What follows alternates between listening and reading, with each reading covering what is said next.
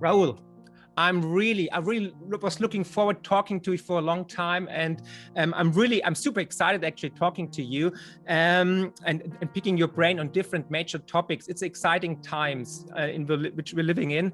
But before we start, give us a quick rundown on your background. Who is Raoul Pal? Yeah, I'm my father's from India, my mother's from Holland, and I grew up in England. So I'm a bit of a mongrel, a man of everywhere and nowhere.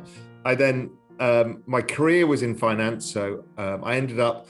I worked for a number of investment banks in the UK. I ended up starting and running the hedge fund sales business at Goldman Sachs in the late 90s, which was the kind of golden era of the hedge fund business.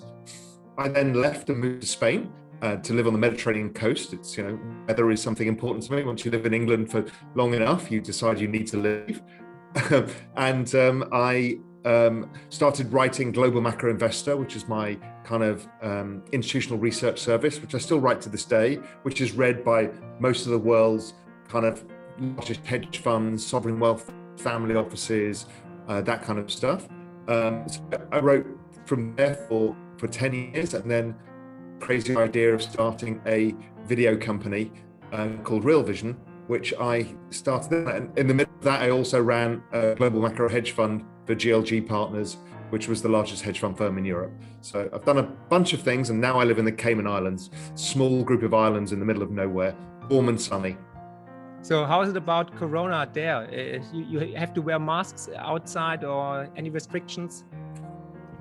So we, interestingly, a good friend of mine is a German doctor who runs the largest hospital here, and we had lunch on my birthday in February the 5th last year, and I was explaining what was coming, and he's like, okay, I need to take this seriously. And so he went and ordered all the PCR tests and everything else, imported a scientist. The government took it really seriously. We went into hard lockdown immediately. I mean, super hard lockdown. Wow. We got rid of the entire virus within 3 months. And then we closed our borders, kept them closed. Anybody who comes in has to quarantine for 2 weeks. You have to have a reason to come in, like you have to be somebody's relative or you need to live here. You have tracking and tracing, so you cannot break quarantine. Yeah. And we've had zero virus and zero restrictions ever since. And I asked him, I said, what did we do right? And he said, simple, we just followed the WHO guidelines and they worked. Wow. And I'm like, oh, wow, okay. Now, it's easier being on a small island, but it worked phenomenally well. So it's been the best place in the world to be for this.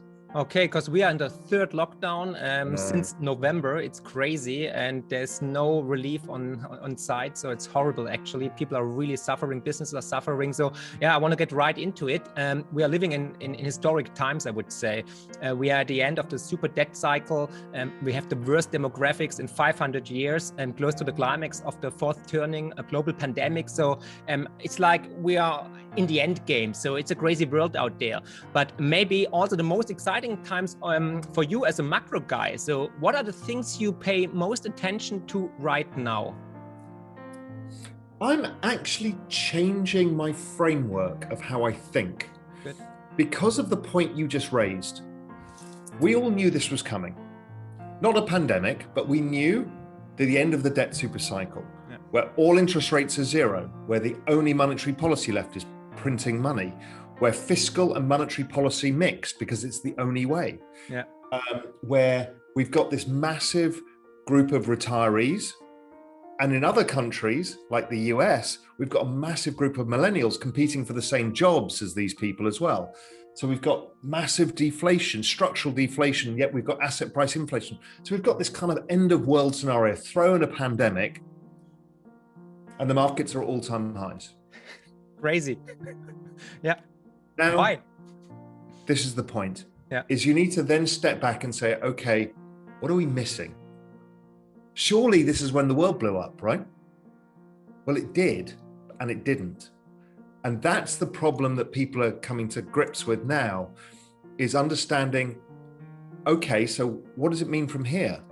It means to me that there is almost no chance of a massive global debt default where the banks all go under, because it should have happened now. Yeah.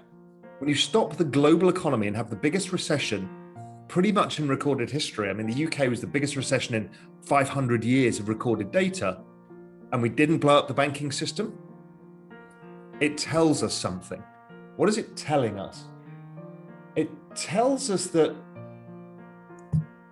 what we all thought would be a climactic end is probably going to be a gradual taper end. And I'll come on to what I mean. One of the things I did was, when you look at the S&P, it's like gone like this, or any of the stock markets. I realized that we're probably using the wrong denominator to value assets.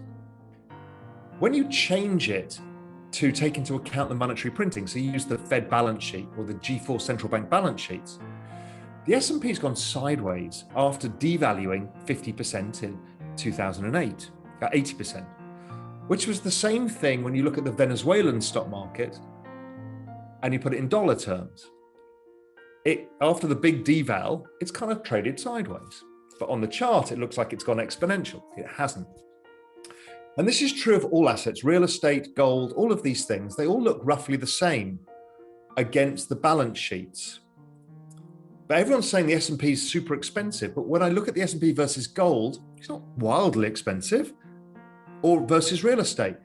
So those three are pricing correctly. It's the denominator that's changed. So that's one thing. So that suddenly makes more sense. Price everything in the balance sheet and you get an idea that maybe things aren't so crazy. But what is happening within that is this difference between assets and wages. Things that have variable input, wages, are low and assets keep going up, which makes this rich-poor divide keep continuing. But the central bank's pumping money in also. When you then look at like a company like General Electric, there's a BBB rated, hugely indebted, old-fashioned stock. Divided by the Fed balance sheet, it's basically a zombie. So is AT&T and most of these big old companies. And you're like, oh, of course. But when you price Google or Facebook, they don't look anything like it, because they are modern technology companies built with kind of big margins and adoption effects and network effects that's part of this changing technological environment. So we've got technology going on that's real, and everything else is being hidden by the devaluation of the monetary base. And that's a global phenomenon. So that's why we're not seeing a cataclysmic decline, because it's being offset by a decline in the value of fiat money. When you look at gold versus a basket of 27 global currencies equally weighted, basically it suggests that since 2008, currencies have devalued. Fiat currency overall has devalued 60%. Yeah. So all of this is a mechanism by which it stops this default moment. So where does the end game lie? Well, we kind of know that the central banks are going to move towards more fiscal, more printing, more of this. It's going to create more of the denominator effect falling. Asset prices look like they're rising, but you're actually probably not getting any richer. And then you've got something going on the side, which is this parallel system that's being built. And as opposed to a big bang moment, where suddenly there's no money, the Cyprus or the Corralito moment, that's not coming. What's coming is the gradual movement, migration of people into the new digital world, which is the crypto world. And that's happening. Even the central banks are going that way. So having seen that we're not going to get the implosion moment, I realize we've actually got a migration moment as the central banks basically try and manage the decline of fiat currency to keep the system afloat. People will slowly move across to the new world. So that's what I think's going on here. So you think we're experiencing a paradigm shift away from fiat money to digital money, like central bank digital currencies, Bitcoin, digital euro or dollar? Because we see the central banks, they can't stop printing money. They can't raise the rates. It's not possible, because the whole house of cards will implode. So they have no other choice than printing more money, leave the rates on a very low level, historic low levels actually, and perhaps even they need the digital currencies to put the rates even lower, so they have negative interest rates, and they only can do this if we have no fiat money anymore, like no currencies or bills in our hands. Because this is like, for us, we could escape the whole system if we go to the bank, do a bank run, take the money out of the bank and go and put it somewhere at home or in the deposit box. So you think this is the plan to keep the wheel running? It's part of that. There's an acknowledgement that the world is now digital. Yes, of course. This is one of the reasons that gold is diverging from Bitcoin now. Yeah. Is the world is digital, we need the digital currencies. So the central bank digital currencies are good for that, just general transactional stuff. But also, as you rightly say, you can use them for monetary policy more effectively than you can use the current system.